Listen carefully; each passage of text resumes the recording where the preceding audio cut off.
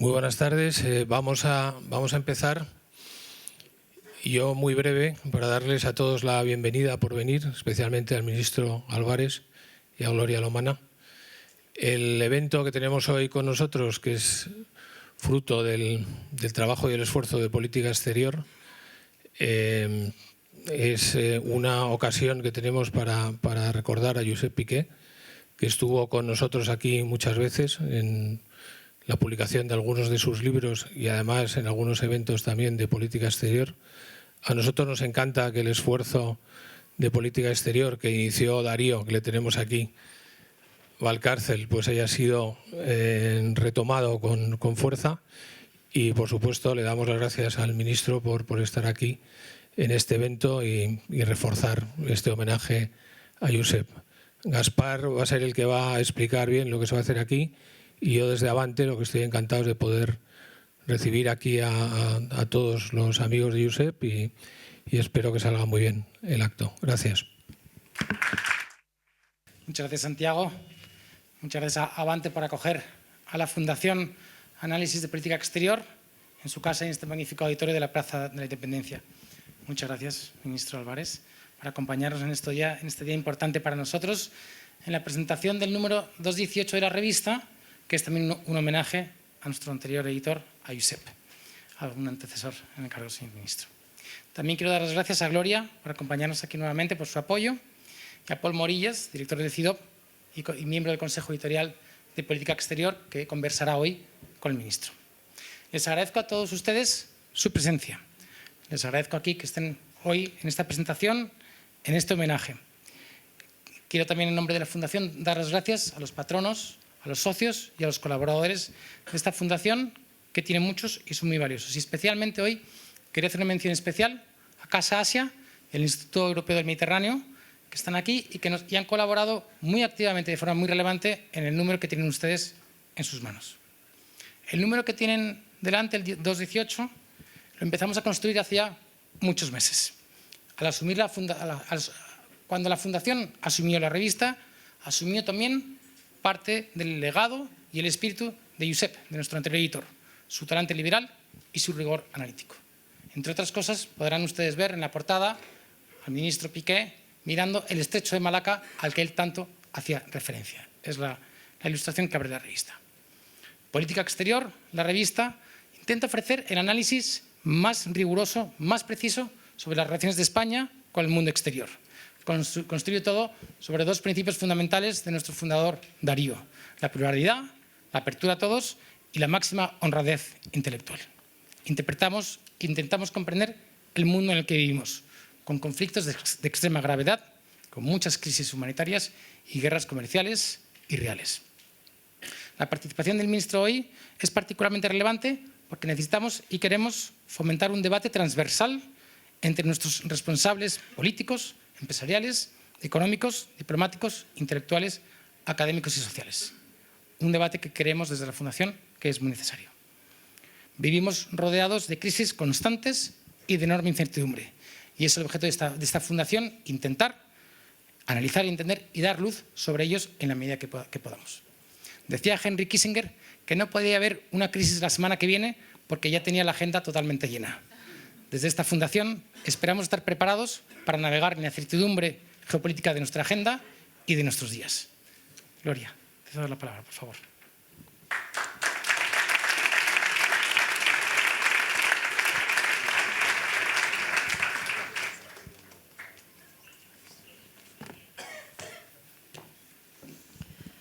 Bueno, yo solamente unas palabras. Gracias, Gaspar. Gracias, querido ministro. Gracias, directores y amigas y amigos, que veo muchísimas amigas y amigos por aquí. Y solamente para decir que qué bonito, qué buen legado, qué buen trabajo estáis haciendo y qué orgulloso estaría Josep. Por eso viene bien que yo en su nombre pueda daros las gracias. Hizo muchos esfuerzos porque esta revista siguiera adelante.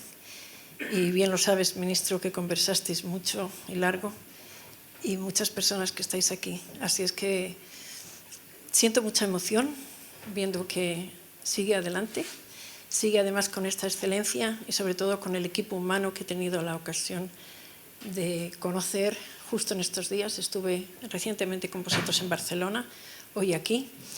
Así es que no es que sea una tarde de mucho disfrute porque es difícil, pero sí de enorme emoción y muchísimo e inmenso agradecimiento. Eso es lo que os quiero transmitir y deciros que voy a disfrutar de la conversación. Gracias.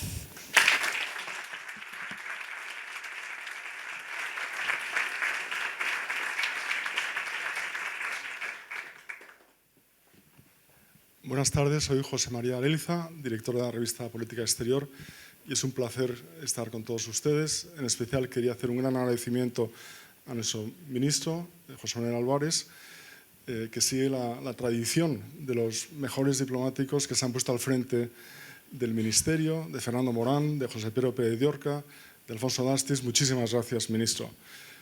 Tengo que confesar que conocí a José Manuel Álvarez ya hace muchos años, cuando participaba en los programas de Aspen Institute de España, y doy fe de su amor al debate de las ideas, a la reflexión, al diálogo sosegado, a intentar encontrarnos en la diferencia, trabajar por los intereses generales que todos necesitamos empujar y construir. Y muchísimas gracias, ministro, querido José Manuel, por honrarnos hoy con tu presencia.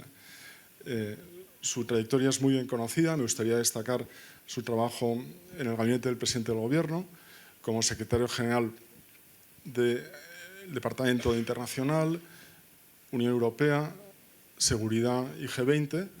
Fue Sherpa en la UE, en el G20.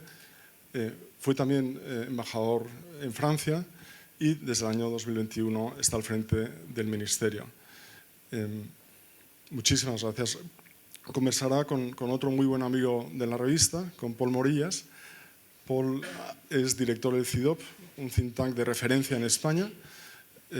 Es también profesor en IBEI, en la Universidad Autónoma de Barcelona, en mi universidad, en ESADE, y es miembro del consejo editorial de esta revista desde hace unos meses. Y muchísimas gracias, Pol, porque no dudaste un segundo en sumarte a este consejo y en brindar toda tu ayuda desde tu profundo conocimiento de la ciencia política y de la Unión Europea. Sin más, y subrayando las palabras de nuestro presidente, de intentar hacer una contribución desde el pluralismo, desde la independencia, desde la honradez intelectual, a un debate muy necesario sobre la aportación de España al mundo, me gustaría pedir al ministro y a Pol que suban y empiecen esta conversación. Muchísimas gracias.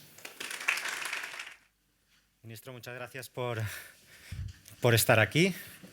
Me permitirás que empiece nuestro diálogo, por supuesto agradeciendo a Política Exterior esta labor que lleva haciendo durante tantos años, tantas décadas, en la que todos los autores, todos los temas que importan en el mundo, en las relaciones exteriores, en las relaciones internacionales, han pasado por esta revista. Pero, por supuesto, lo primero hoy es recordar a Josep Piqué. Yo recuerdo muy bien que cuando era un joven estudiante y miraba a Europa, que ha sido mi tema siempre, él me abrió los ojos sobre lo que ilustra esta revista y me dijo, literalmente, está muy bien que focalicemos nuestra atención en el viejo continente y en su centralidad, pero tenemos que mirar más allá. Tenemos que mirar sobre todo al estrecho de Malaca, y esto es lo que efectivamente, mirando los mapas y mirando la historia, como él nos recomendaba, es lo que hace este número especial. Y por lo tanto felicitar a Gaspar, a José María y a todo el equipo de Política Exterior, y también por supuesto en este día a Gloria, tras un año de pérdida de Josep, todo lo que nos ha legado. Y para esto estamos aquí, para recordarlo, pero también para repasar el mundo que él tanto estudió y que tanto le interesaba. Y la primera pregunta, ministro, inevitablemente es sobre su figura, sobre su persona, sobre el político que fue, sobre el estadista también que era Josep Piqué, y es de recibo preguntarnos sobre el legado que nos deja en un día como hoy, un día intenso, pero un día que se circunscribe en un mundo también muy intenso. Me gustaría que nos compartieras tus pensamientos sobre esta cuestión. Sí, un ministro de Asuntos Exteriores hace muchas cosas a lo largo del día. Algunas son más agradables y otras no. Esta es una de las que hago con gran placer, porque vengo a recordar a un gran ministro de Asuntos Exteriores, pero también a un buen amigo. y un buen amigo que veo que reúne a muchos otros amigos. En primer lugar, me ha permitido ver a ti, querida Gloria, y ya sabes que puedes contar conmigo y con el Ministerio de Asuntos Exteriores para que la memoria y el legado de Josep se mantengan vivos, pero también a José María, amigos de la revista Política Exterior, a ti mismo, Paul. Y mira, yo lo tengo muy claro. Josep Piqué representa, y ese es su gran legado, la nobleza en política. La política entendida como la actividad más noble que puede haber al servicio del ciudadano. Un auténtico servidor público, y es como debería de entenderse la política.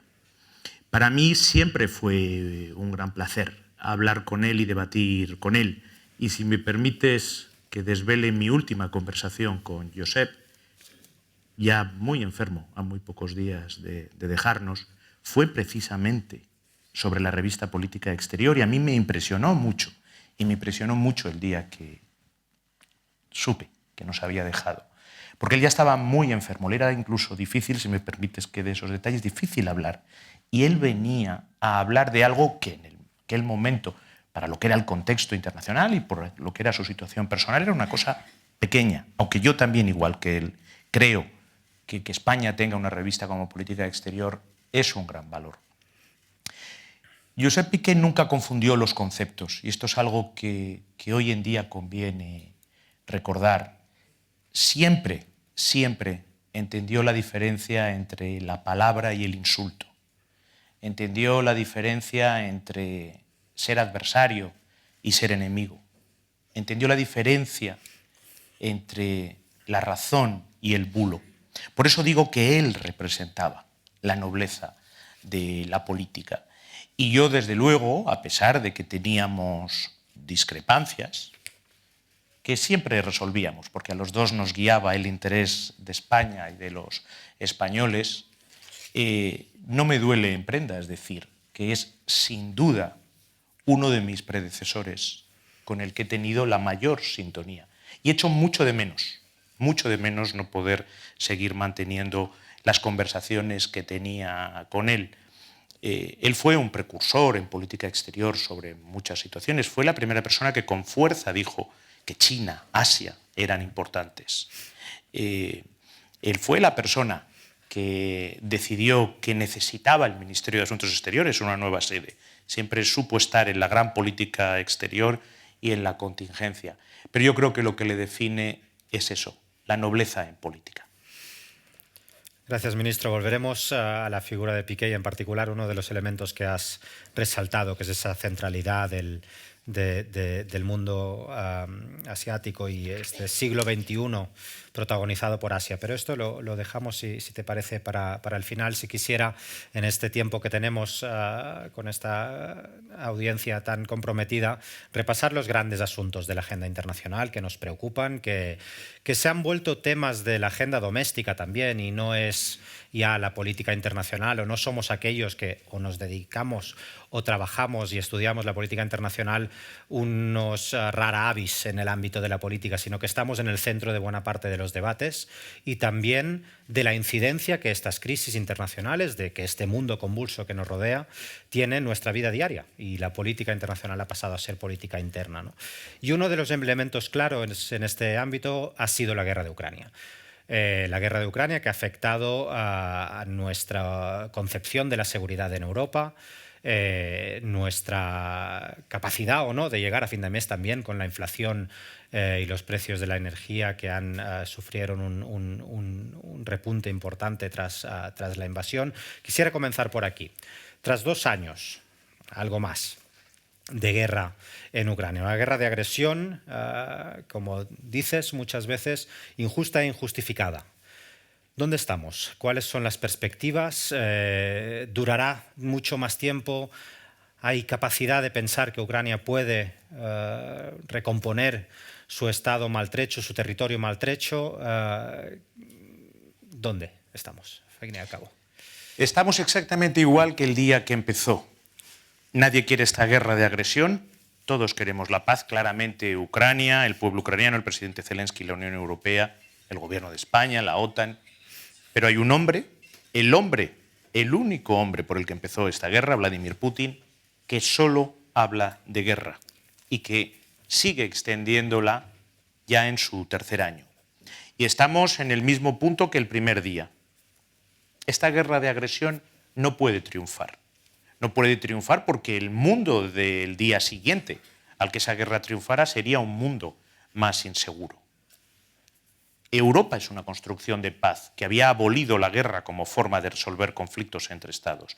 La guerra ha vuelto a Europa y eso desafía la propia construcción europea y nuestros valores de paz, pero nuestros valores de igualdad soberana de los Estados, de tolerancia, de pluralismo, de democracia al final. Algo que se va a poner también en juego el día 9 de junio en las elecciones al Parlamento Europeo. La guerra de Ucrania nos ha demostrado también el valor de la unidad. Ya lo demostró la crisis del COVID-19, pero lo que nos ha demostrado es que cuando los europeos actuamos unidos, salimos de las crisis y las atravesamos más rápido. Salimos en mejor forma. Estamos más protegidos. Eso también vale para la seguridad euroatlántica. Por eso 2 países como Suecia y Finlandia, que tenían la neutralidad y casi diría el pacifismo como parte de sus señas de identidad nacional, hoy en día son miembros de la OTAN. Y al mismo tiempo no nos olvidemos, lo que se está ventilando en Ucrania es, por supuesto, su soberanía y su integridad territorial, pero porque es una guerra de agresión, esto también es una guerra contra los principios de la Carta de las Naciones Unidas. Rusia no puede ganar esta guerra, porque si una guerra de agresión triunfa, la Carta de las Naciones Unidas vuela por los aires. El mundo será más inseguro. Nadie estará libre de una agresión de su vecino más poderoso. Y no puede ganar, porque si Rusia no gana esta guerra, lo único que ocurre es que Rusia ha perdido una guerra para Rusia. Pero si la pierde Ucrania, Ucrania no existirá más.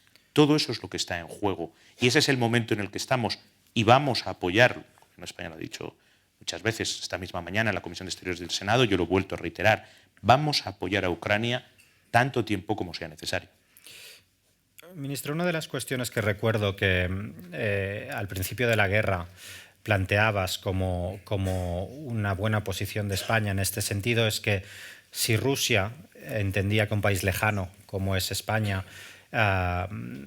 contribuía de manera efectiva a la defensa de Ucrania y consideraba esa causa quizá lejana geográficamente, pero cercana por valores, cercana por principios, por normativa internacional, como bien has recordado ahora, entonces quizá Rusia se daría cuenta del error cometido. Bien nos decías ahora que la guerra de Rusia es la guerra de Putin y que, por lo tanto, hasta que este líder no quiera cambiar en el camino emprendido es difícil. Pero hay muchas voces que insisten en si hemos hecho suficiente en la negociación con Rusia, si hemos hablado suficientemente con Rusia antes de esta guerra, si la hemos acomodado lo suficiente, ¿no? Y esta cuestión, a pesar de estos 2 años y más de 2 años de guerra, sigue planando en el discurso. ¿Hay perspectivas para esta negociación? ¿Es deseable? ¿Es posible? Quien se levantó de la mesa de la diplomacia fue Rusia y su ministro de Asuntos Exteriores. Yo ya era ministro de Asuntos Exteriores en los momentos previos a la invasión rusa y estuvimos sentados tanto en el Consejo OTAN-Rusia como en la reunión de Suecia, donde yo tuve un encuentro bilateral con el ministro de Asuntos Exteriores ruso en el seno de la OSCE. En todo momento nos negaban esa agresión, a pesar de las pruebas irrefutables de la acumulación de tropas en la frontera ucraniana. Pero hoy en día todos hablamos de paz. En primer lugar, el presidente Zelensky, que ha puesto una fórmula de paz encima de la mesa. Quien nunca habla de paz, quien solo habla en sus discursos de nunca cederemos, no perderemos esta guerra, ganaremos esta guerra, es el presidente ruso, Vladimir Putin. Y por lo tanto, esos esfuerzos le falta una de las partes, la parte agresora. Pero eso no quiere decir que nosotros no apoyemos esa conferencia de paz que se va a celebrar en muy pocas semanas en Suiza y desde luego vamos a acudir a un nivel muy elevado para apoyarlo y para apoyar ese plan de paz del presidente Zelensky, porque que a nadie le quepa la menor duda, un día volverá la paz. Y lo que tenemos que conseguir es que esa sea una paz justa. Una guerra injusta, una guerra de agresión, no puede terminar con una paz injusta. Tiene que terminar con una paz justa. Y una paz justa es una paz dentro de la Carta de las Naciones Unidas, respetando la soberanía y la integridad territorial. Gracias, ministro. Volveremos quizá al protagonismo europeo y a este orden europeo que nos legará la guerra cuando haya terminado, pero quizá para añadir un poco más de complejidad al asunto y a las crisis que azotan a Europa, me gustaría escuchar tu punto de vista sobre otro escenario de desestabilización, que es la guerra en Oriente Medio entre Israel y Hamás en este momento. España ha tenido una posición muy clara. Ha visto, digamos, por experiencia el riesgo de desestabilización que un conflicto con su epicentro en Israel y Palestina puede tener para el conjunto de la región, y ha tenido una voz articulada en cuanto a lo que considera que tiene que ser ese futuro de la región. Pero antes de, y seguro que nos lo comentarás, pero antes de entrar en esto, quisiera saber qué hay que hacer de manera inmediata para evitar una catástrofe humanitaria a más gran escala, si cabe, de la que estamos viviendo, y cómo podemos pensar en una región que vuelve al centro de la política internacional, pero que necesita más que nunca tareas de estabilización y de paz. De manera inmediata necesitamos tres cosas: un alto el fuego inmediato y permanente, la liberación incondicional e inmediata de todos los rehenes y la entrada de ayuda humanitaria por todos los puntos terrestres. Estamos ante una catástrofe humanitaria incalculable. Desde el día 7 de octubre hay 1.200 israelíes asesinados en un solo día y ya van por 34.000 palestinos muertos, más los que puedan estar, desgraciadamente, debajo de los escombros. Si, por ejemplo, se produjera unas operaciones militares en Rafah, la catástrofe humanitaria tomaría unas dimensiones incalculables, mucho más si ese conflicto se extiende a Líbano, donde todos los días, donde hay tropas españolas bajo bandera de Naciones Unidas, hay intercambio de misiles a uno y otro lado de la línea de demarcación azul. Hace muy pocos días hemos estado al borde del abismo. Por primera vez, Irán, en un ataque que hemos condenado claramente, por primera vez en la historia, atacó a Israel. Israel respondió. Todo eso es enormemente preocupante y necesitamos esas tres cosas. Pero si queremos que esta sea la última vez que veamos esta espiral de violencia en Oriente Medio, no tenemos por qué resignarnos a que la forma de relacionarse entre pueblos y países de Oriente Medio tenga que ser la guerra. Todos sabemos lo que tenemos que hacer. Aplicar la solución que toda la comunidad internacional apoya y que tantas veces han negociado israelíes y palestinos, que es la solución de dos estados. Pero ya no vale con tantos miles de israelíes y palestinos muertos decir que se apoya la solución de dos estados. Hoy hay que apoyar la implementación y la aplicación de la solución de dos estados. Por eso, dentro de muy poco vamos a reconocer el Estado de Palestina, como han hecho la mayor parte de los estados del mundo, 140, 9 de ellos de la Unión Europea. El otro día, en el Consejo de Seguridad de Naciones Unidas, solicité el ingreso de Palestina en las Naciones Unidas, al igual que hicieron 12 de los 15 miembros del Consejo de Seguridad. Todos los de la Unión Europea, miembros del Consejo de Seguridad, secundaron mi propuesta. Y sobre el terreno, esta solución de los dos estados diplomáticamente es fundamental y no puedo sino reconocer la necesidad de avanzar en esa dirección. Pero ¿es la única fórmula de lograr estabilización regional, empezando por aquí? Pero ¿qué otros elementos de seguridad en Oriente Medio cabe pensar? Lo digo sobre todo teniendo en mente que antes de la guerra actual pareciera que la cuestión de Israel y Palestina era secundaria. Lo que se trataba era de lograr con los acuerdos de Abraham un reconocimiento del Estado de Israel por parte de los países de la región, y que eso llevaría inevitablemente a la estabilización de la región. Esas dos fórmulas son compatibles, son todavía necesarias. ¿Dónde ponemos más peso? ¿Dónde está el secreto de la paz, si es que lo hay? Yo creo que todos sabemos cuál es el secreto de la paz. Por eso, desde 1948 se ha negociado y se ha establecido. un Estado de Israel y un Estado palestino que conviven y coexisten en paz, en seguridad. Y sí, la única forma en estos momentos de hacer irreversible lo que todos sabemos que traerá la paz, la solución de dos estados, de protegerlo, de hacerlo irreversible, es reconocer el Estado de Israel. Porque, el Estado de Palestina. Porque reconocer el Estado palestino es hacer irreversible la solución de dos estados, que es lo mismo que hacer irreversible la paz. ¿Eso solo es suficiente? No. Pero sin eso, nada podrá empezar. En cuanto que termine la guerra, en cuanto que vuelva la paz y callen las armas, tenemos que poner bajo una única autoridad nacional palestina, Gaza y Cisjordania. Jamás no es un socio para la paz. No lo puede ser. Alguien que quiere la desaparición del Estado de Israel no es nuestro socio para la paz.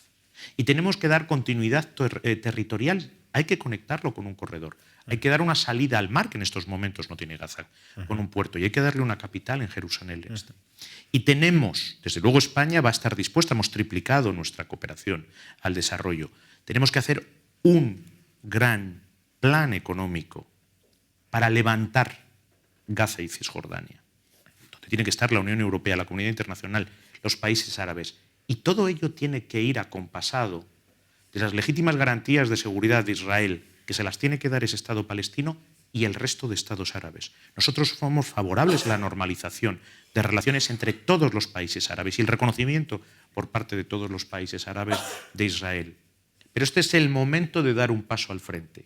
La historia pone a cada generación frente a un desafío. Este, con el de Ucrania, es uno de los que tenemos nosotros. No basta con decir que se es favorable a la solución de dos estados. No quiere decir absolutamente nada. Llevamos 3 décadas con eso. El parteaguas es quién va a trabajar por el Estado palestino y reconocerlo y quién se va a quedar diciendo simplemente que es favorable a la solución de dos estados, que es igual a no decir nada.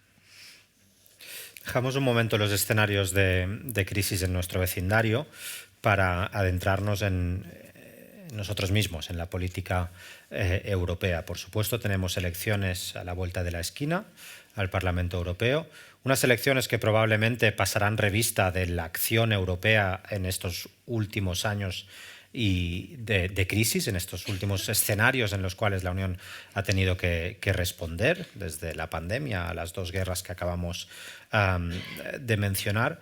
¿Qué espera el ministro de esta nuevo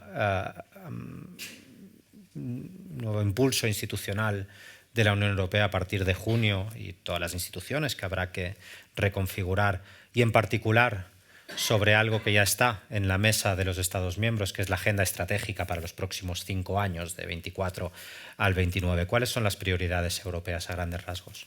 Hay 2 cosas. Uno, que es muy importante, hay que ver qué mayoría sale de ese Parlamento Europeo. Toda elección al Parlamento Europeo es crucial, pero esta va a ser existencialmente crucial. Cuando uno mira los sondeos, todo indica que la extrema derecha en Europa puede tener un incremento muy importante.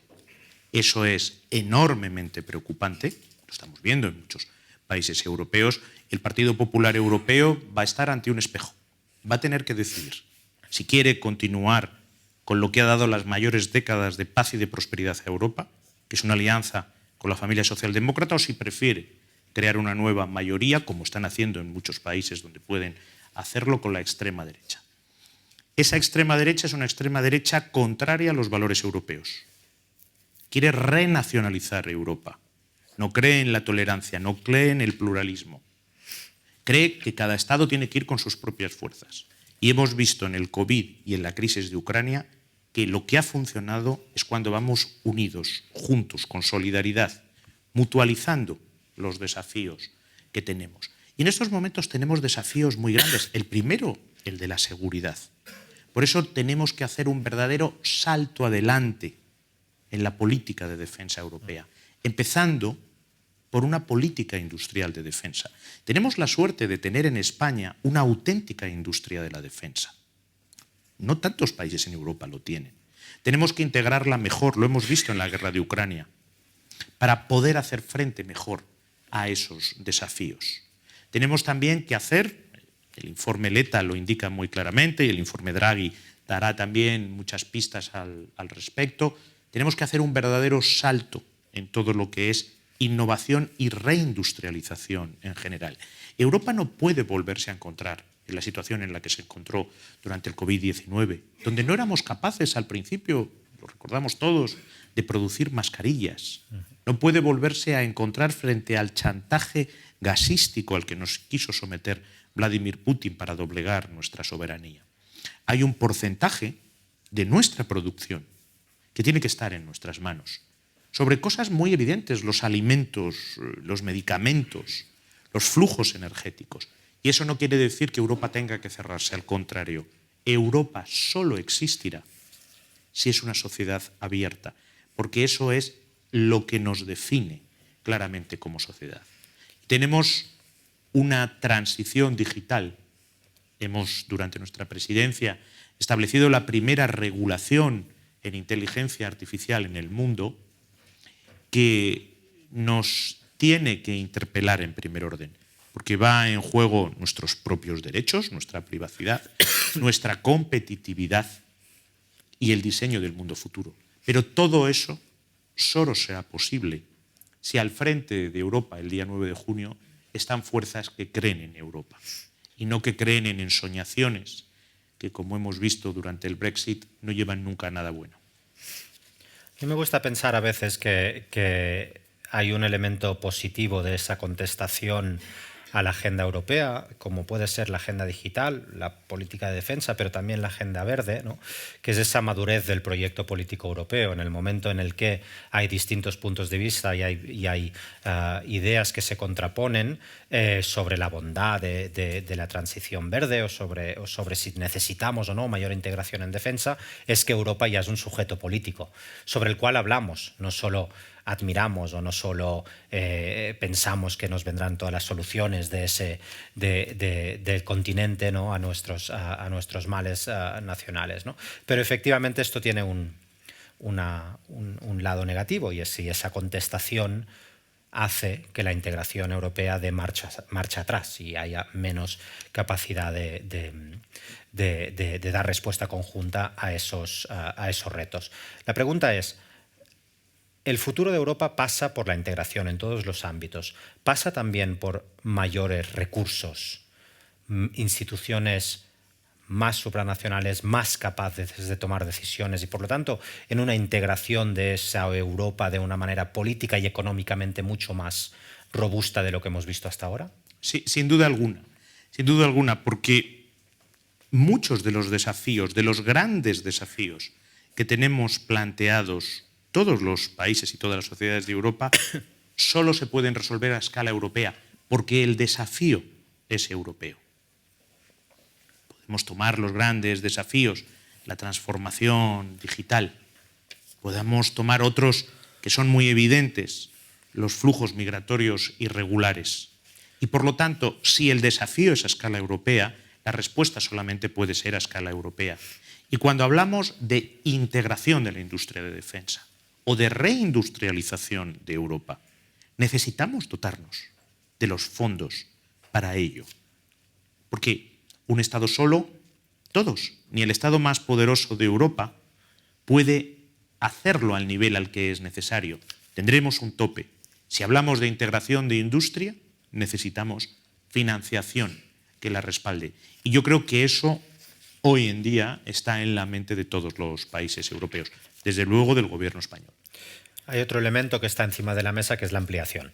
Y, por supuesto, hemos prometido a Ucrania en primera instancia, pero no solo a Ucrania, que su camino está en la familia europea, un proceso que será largo, porque todos los procesos de adhesión son largos, como bien conocemos en este país. ¿Dónde está el proceso de negociación respecto a la ampliación en Ucrania?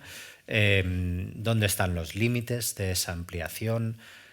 ¿Llegaremos a la Europa de los 35? ¿Nos quedaremos a medio camino? En estos momentos la ampliación es algo irreversible y la presidencia española de la Unión Europea participó muy activamente, y así lo ha reconocido el presidente Zelensky, de una decisión histórica, la apertura de negociaciones de adhesión por parte de Ucrania. El proceso es muy conocido, es el mismo por el que entró España, es un sistema basado en el mérito. En Bruselas en muchas ocasiones se dice que no hay ampliación con descuento. Hay que cumplir unos criterios. Pero tenemos que ser muy conscientes de las enormes dificultades y desafíos a los que se enfrenta un país, por ejemplo, como Ucrania. Y por eso necesita nuestra ayuda. Y por eso España ha secundado siempre todas las facilidades financieras para Ucrania, además de apoyarle en el esfuerzo de defensa de su soberanía y de sus civiles indefensos. No tenemos que olvidar un país como Moldavia, tampoco los Balcanes occidentales, países que llevan muchos años haciendo esfuerzos y que tienen que verse recompensados. Y paralelamente a ese momento de negociación y de ampliación, nosotros internamente también tenemos que hacer nuestros deberes. Europa no puede funcionar a 30 estados simplemente como estamos funcionando a 27, mucho más y entrarán muchos más. Y eso supone reformas institucionales, incluida el paso a la mayoría cualificada. España es parte del grupo de amigos de la mayoría cualificada dentro de la Unión Europea, pero también requiere unas reformas financieras. ¿Qué recursos tiene que tener la Unión Europea? ¿Qué impacto sobre políticas muy importantes como la política agrícola común o la política de cohesión? Eso también es parte de la ampliación y es en todo ese debate en el que nos encontramos, pero que a nadie le quepa la menor duda. La ampliación es irreversible. Vamos cubriendo muchos de los temas previstos y tenemos todavía algunos minutos para continuar con algunos de ellos. Y hay una cuestión que quisiera preguntar, que es la relación transatlántica. Por supuesto, no solo Europa tiene elecciones ahora en junio, sino que hay unas elecciones presidenciales en Estados Unidos, en un contexto marcado por una división interna muy fuerte en el país, y lo hemos visto con el paquete de ayudas a Ucrania y lo que ha costado, digamos, que el Congreso diera finalmente su visto bueno para ese paquete de ayudas, pero da un poco la sensación que en función de los resultados de esas elecciones, quizá Europa se vuelve a encontrar en un momento en el que el hermano mayor, en muchos de nuestros ámbitos, nos pone en aprietos, por decirlo de manera suave. ¿Qué perspectivas ves para las relaciones transatlánticas, para el papel de la OTAN en la seguridad europea, para, al fin y al cabo, en un mundo crecientemente complejo, confiar que hay una alianza inquebrantable? Sin duda alguna, Estados Unidos es el aliado indispensable de Europa y viceversa. Y la seguridad euroatlántica está perfectamente garantizada por esa alianza euroatlántica. Por eso, países como Suecia y Finlandia, que antes de la agresión rusa a Ucrania eran países que basaban la seguridad de sus ciudadanos en la neutralidad, han solicitado el ingreso en la OTAN. No se han vuelto belicistas, simplemente comprenden que es en el seno de la OTAN donde mejor se defiende esa seguridad. Y eso viene por esa unión entre Europa y Estados Unidos. Por cierto, una alianza de la que hemos celebrado hace muy poquito el 75 aniversario, que es una alianza defensiva para proveer de seguridad a nuestros ciudadanos. Los ciudadanos españoles, europeos, nunca es una alianza ofensiva. Y en estos momentos nosotros nos sentimos evidentemente muy cercanos y muy cómodos con la actual administración estadounidense. Tengo una extraordinaria relación con mi buen amigo Tony Blinken, el secretario de Estado norteamericano, el que precisamente vi en la última reunión ministerial de la OTAN donde se celebraba ese 75 aniversario, porque tenemos una sintonía sobre los aspectos más fundamentales, la defensa de la Carta de las Naciones Unidas, la lucha contra el cambio climático, la igualdad de género, el avance de los derechos LGTBI, sobre aspectos absolutamente fundamentales. Las dos administraciones avanzamos en paralelo. ¿Qué ocurrirá en noviembre? No lo sé, no tengo la bola de cristal. Los ciudadanos norteamericanos votarán libremente y decidirán.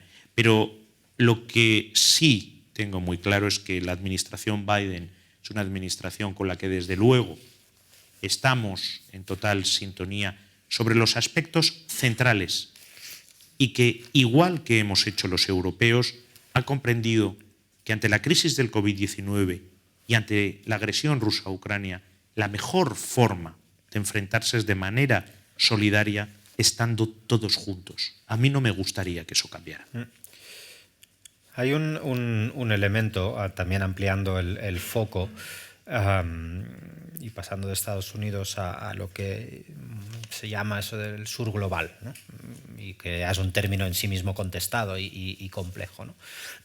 Pero de las últimas crisis, algo que hemos heredado es también esa sensación de que mientras uníamos nuestros esfuerzos respecto a la guerra de Ucrania y en demasiadas ocasiones en Europa mostrábamos nuestras debilidades de la desunión respecto al conflicto en Oriente Medio, íbamos perdiendo a veces por el camino esa capacidad del sur global de vernos como un actor, hablo en general, de Europa, Occidente, de un actor comprometido con ese sur global y que utiliza los mismos principios, las mismas varas de medir en cada uno de los conflictos. Y hay un elemento que pasa muy desapercibido, que es un país como Sudán, que se encuentra en una situación de una hambruna extremadamente preocupante y una crisis humanitaria extremadamente preocupante que quizá no cubren las páginas de internacional de nuestros periódicos, pero que es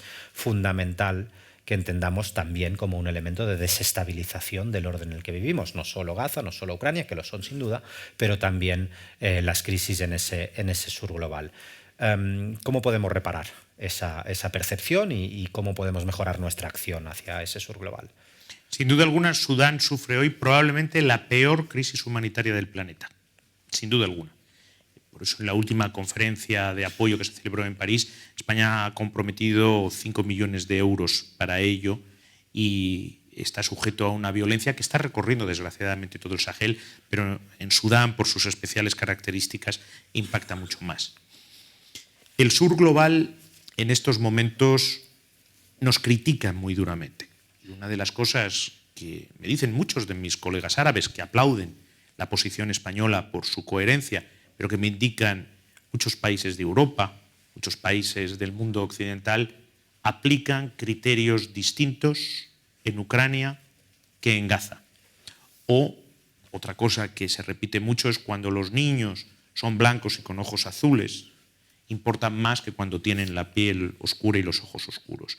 Y no es así. En Europa, por supuesto, que nos sentimos solidarios. Pero esa es la proyección que estamos dando, que no afirmamos los mismos principios en Ucrania como en Gaza. Y por eso la posición española en estos momentos es enormemente aplaudida por todos nuestros amigos árabes y por todos los países del sur global.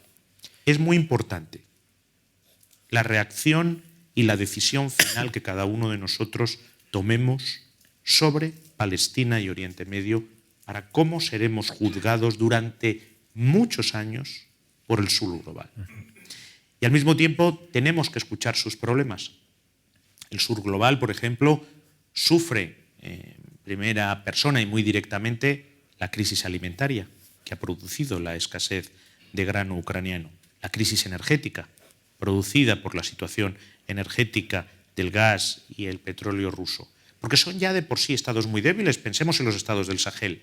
Tenemos que acercarnos a ellos y tenemos que ayudarles, porque si no, uno de mis debates con muchos de nuestros amigos latinoamericanos, les recuerdo siempre que la guerra en Ucrania es una guerra en Europa, pero no es una guerra europea, porque también va contra la Carta de las Naciones Unidas, pero es percibida en muchas ocasiones como una guerra de europeos, en el que lo único que recibe el sur global son los efectos colaterales negativos.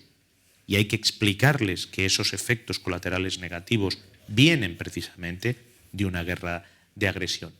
Hay todavía mucho diálogo que hacer con el sur global. Atención a la respuesta que demos sobre Palestina y Oriente Medio.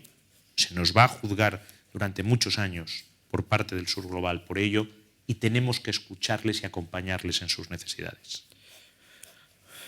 Ministro, voy a tratar de exprimir todo el tiempo que tienes con nosotros y te quiero hacer dos preguntas más antes de cerrar. Una es, y estuviste recientemente en el Consejo de Seguridad de Naciones Unidas, en el que el foco del debate fue, por supuesto, Oriente Medio, pero también el sistema multilateral se enfrenta a lo que será la cumbre del futuro y la necesaria reforma de este sistema multilateral para que sea más eficaz, pero también más representativo, ¿no?, del orden internacional en el que nos movemos. ¿Cuáles son tus perspectivas sobre el futuro del multilateralismo en un momento en el que lo necesitamos más que nunca, pero a veces nos da la sensación que está también más ausente que nunca? Mi sensación es igual a la que acabas de describir. Nunca hemos necesitado más al multilateralismo porque nunca hemos tenido que dar más respuestas a desafíos globales, las pandemias, el cambio climático, la migración irregular, los flujos energéticos. Y hacía muchos años que el multilateralismo no estaba bajo el ataque en el que se encuentra hoy en día. Hoy es más necesario que nunca defender el multilateralismo y muy especialmente las Naciones Unidas. Hemos visto ataques al secretario general de las Naciones Unidas, Antonio Guterres, impensables hace unos años. Se ha puesto en cuestión una agencia de las Naciones Unidas como es UNRWA, absolutamente vital para cosas tan básicas como que los niños y las niñas que son refugiados en muchos países, en 6 países de Oriente Medio, puedan comer cada día y puedan recibir educación. Por eso España nunca suspendió la cooperación con UNRWA, sino que la hemos incrementado, y yo quiero agradecer a la mayoría de las fuerzas políticas que de manera abrumadora hace unos días votaron a favor de respaldar esa política del Gobierno en el Congreso de los Diputados. Pero vamos a tener que defender el multilateralismo como, sinceramente, yo jamás pensé que me tocaría defenderlo y las Naciones Unidas, porque sin multilateralismo no hay respuesta nacional posible a los grandes desafíos para nuestros ciudadanos. Volvamos a Josep Piqué, volvamos al asunto que nos trae aquí hoy, que es el mundo que nos viene, ¿no?, en este homenaje que hace la revista Política Exterior, aquello por lo que empezamos, ¿no?, el estrecho de Malaca, la centralidad de Asia, un estrecho, por cierto, por el que transita cada año más de la mitad del comercio marítimo internacional. Es decir, parece lejano, pero cualquier disrupción en ese punto sistémico del orden internacional es sin duda una crisis de alcance internacional, y sin duda lo percibiríamos como tal, ¿no?, si fuese el caso. Se ha escrito mucho, pero ¿será el siglo XXI realmente el siglo asiático? ¿Cómo esto pone a prueba la centralidad de Europa en el siglo que dejamos atrás hace unos años ya? ¿Cómo nos tenemos que adaptar como europeos a esa realidad creciente de que el mundo ya no nos mira? Josep Piqué, que tenía una mente muy preclara, y a mí me sorprende cómo en los años en los que a él le tocó ser ministro de Exteriores, donde eso no era tan evidente, él ya veía lo que hoy es una realidad. Entre las muchas cosas que hizo, introdujo por primera vez 2 grandes conceptos en la política exterior española. Uno es el concepto de diplomacia económica, que yo modestamente intento continuar, y el otro fue el de que miráramos hacia Asia, y muy especialmente hacia China, que tradicionalmente, porque nunca los rumbos de la historia de España nos llevaron a Asia, porque es un continente que se encuentra lejano, porque nuestras empresas nunca se dirigieron en primer lugar hacia Asia, por el motivo que sea, siempre ha quedado un poco opacada en nuestras relaciones exteriores. Y muchas de las conversaciones que yo tenía con Josep Piqué, ya siendo yo ministro de Asuntos Exteriores, versaban sobre la evolución de Asia y la evolución de China, que seguía interesándole mucho, y a mí siempre me sorprendía la actualidad que él tenía y la comprensión de los temas, porque para mí es fácil, soy ministro de Asuntos Exteriores, todos los días me llegan multitud de informes y hablo con multitud de personas, pero él lo debía, yo me imaginaba, haciéndolo, hablando de vez en cuando con gente y leyendo periódicos, y tenía esa visión. En estos momentos el siglo XXI ya es el continente de Asia, pero mucho más allá que eso, y lo enlazo con el sur global, el mundo en el que nosotros vivimos hoy es un mundo claramente multipolar, donde hay muchas voces con mucha fuerza, donde dependiendo del tema del que hablemos o del momento en el que hablemos, los distintos equilibrios entre potencias y entre países se transforma. Estamos en un momento de cambio de manera nítida. Eso que en la jerga diplomática se llama el orden mundial. El orden mundial por el que tú y yo hemos vivido la mayor parte de nuestra vida es un orden mundial que arranca de la caída del muro de Berlín del año 89. Y eso es lo que está desapareciendo. Lo que no sabemos, y todavía, y por eso las líneas de ruptura se tensionan, es cuál será el nuevo orden que resulte. Pero hay una cosa que sabemos seguro, y es que hay voces y hay países, muchos de ellos asiáticos, que quieren legítimamente su sitio en la mesa y que su voz se escuche. Y el desafío que tenemos es que esa transformación se haga, pero que siga siendo dentro de los principios de la Carta de Naciones Unidas y dentro de un mundo estable basado en reglas conocidas y predecibles. Atrevería, digamos, incluso también a añadir que algo que se ve con claridad cuando uno participa, y seguro que es el caso del ministro de Asuntos Exteriores, en foros internacionales de todo tipo, es algo que podríamos llamar eso de la geopolítica del optimismo. ¿En qué lugares del mundo hay una sensación de crecimiento, de que el viento sopla a favor de países como India, por ejemplo, donde esa sensación es muy evidente, y otros sitios, y a veces nos encontramos entre ellos, en los que parece que rememos contra viento y marea, ¿no? Y tratemos de siempre tratar de alcanzar nuestros hitos y nuestros objetivos, pero nos cuesta. Una pregunta personal para finalizar. ¿Es el ministro optimista sobre este siglo XXI que tenemos enfrente? Sí, por supuesto que soy optimista, porque en todas las reuniones internacionales, como decías, donde voy, pero también en encuentros como este, siempre encuentro con personas como era Josep Piqué, que entienden que lo que nos une siempre es mucho más que lo que nos diferencia.